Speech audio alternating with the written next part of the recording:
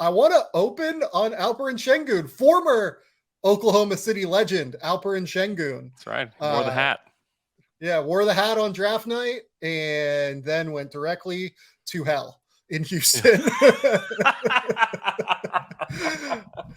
The Alperen Sengun experience, though, took a big turn last night. He finally got to run an offense in the way that makes sense and seems fun and seems enjoyable and takes advantage of his skills. And, instead of watching Kevin Porter dribble aimlessly for 14 seconds, we got to see movement. We got to see dribble handoffs. We got to see rolls into short rolls and guys actually hitting him on little pocket passes and things like that. Him getting into space, getting into that middle of the court area where he can be so damaging.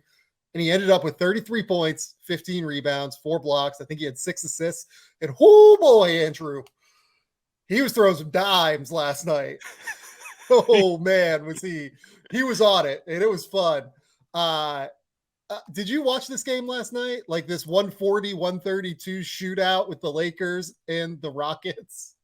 Well, I did not watch it live, but I did watch possessions this morning of just Sengun himself. And there were laugh out loud moments where he's just like poor Thomas Bryant just got spin moved to oblivion last night. And like a lot of show and go stuff from him. Spin cycle like he was in the laundry, baby. It was beautiful. Oh my gosh. Yeah. That was a really fun experience just to see him just go to work all night. He's a fun player. I'd love if he could defend at all, it would help out a whole lot. But the fact that he can get to so many different moves, it's just so much fun. And as like a Rockets observer, like you have to love him. You have to defend him because he is just a beautiful offensive basketball player. Kind of a throwback. You don't want to throw around the Jokic stuff just because there's only one Nikola Jokic.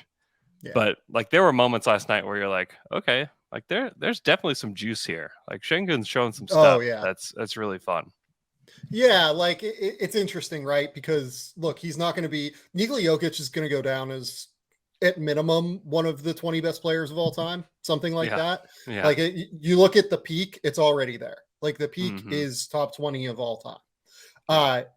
You can't project that Alperen Sengun is going to get there. He's also just not as big as Jokic. He's not as long. Like I think it's going to be harder to keep him on the court defensively. Like there are a number of issues, but he's just like different kind of. Like he's like thicker kind of. Like he's more of like a stone wall kind of whereas Sabonis is like a skinny bully. It feels like Sabonis is just more of a bully. Like he will just get the ball on the block. He will put his shoulder into you and he will shoot that left-handed like flip shot. Right. Mm-hmm.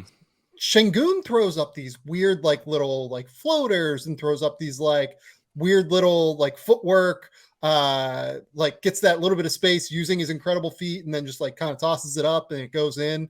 I think that I will say, like, if you look at Sengun's numbers at the rim this season in the half court, they're lower than most centers are. Yeah. If only because he's not that vertical, right? Like someone like Rudy Gobert is going to get easier shots at the rim because he's 7'2" with a 7'8" wingspan. And like, it's just easier for him to finish, right? He catches lobs all the time. Sengun doesn't really do that. But at the same token, like he's actually creating the shot a lot of the time. And if you watch this Rockets team regularly, like I force myself to, because I'm so fascinated with their project, you just feel like this is a case I'm making tomorrow in a thing I'm writing with Kelly Iko about Sengun and some of the other Rockets prospects. The first part of it went live. We talked about Jabari Smith and Jalen Green and just some of the team building stuff in general today. Go to The Athletic, read that. I think he's the most misused player in the NBA, Alperen Sengun. Oh, okay. I think that's where I'm at. Like, yeah, I think it's a lot of coaching staff stuff. Like, I think the coaching staff doesn't really give him enough leash to be able to like do what he's capable of. I also think it's the guards. Like the guards don't execute well enough. And it seems like, look, I've said this throughout the year, like the Rockets offense, when Kevin Porter is the point guard, tends to run better with like a straight rim runner. right? Mm-hmm. Because I think it's just like an easier read for Porter, kind of, and Sure. it creates that gravitational force.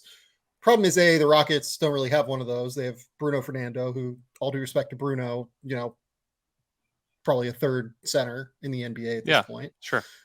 And on top of it, like, I don't think they should be prioritizing Kevin Porter over Alperen Sengun, just straight up. Like, you watch that offense and it runs like a clogged toilet does throughout large swaths of games. So, yeah, it was really, really interesting tape last night to see Kevin Porter out, the Rockets just let Alperen Sengun rock, and the process on offense was just so much better. Like, you could say whatever, like Thomas Bryant and Wenyen Gabriel were the bigs for the Lakers last night.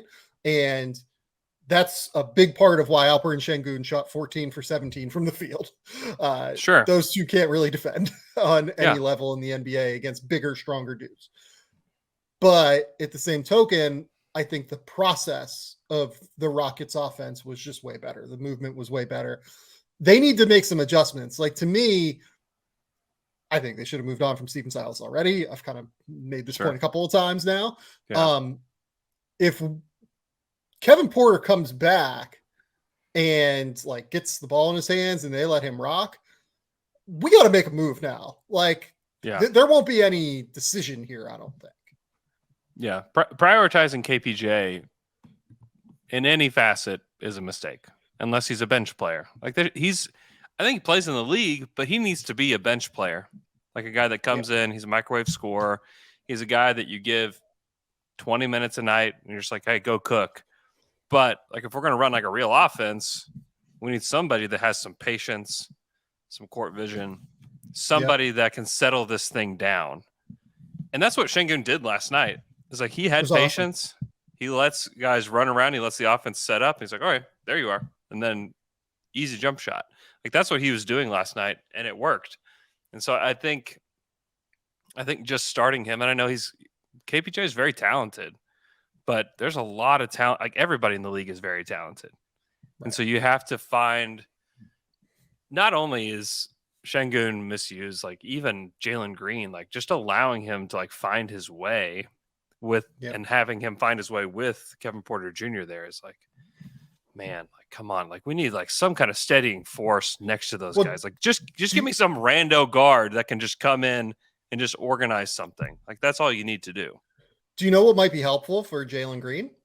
Having a 2-man game to play off of, where you can, like, dribble handoff, and then Jalen goes around the dribble handoff, Sengun rescreens, hits the short roll, all sorts of movement, right? Not this stagnant dribbling, like, constant mess of an offense. Yeah, that's the thing with Green, is that he kind of has trouble beating guys off the dribble at times. And so it can't just be like this one-on-one game with him. He needs somebody to help him get space. And like, that's okay.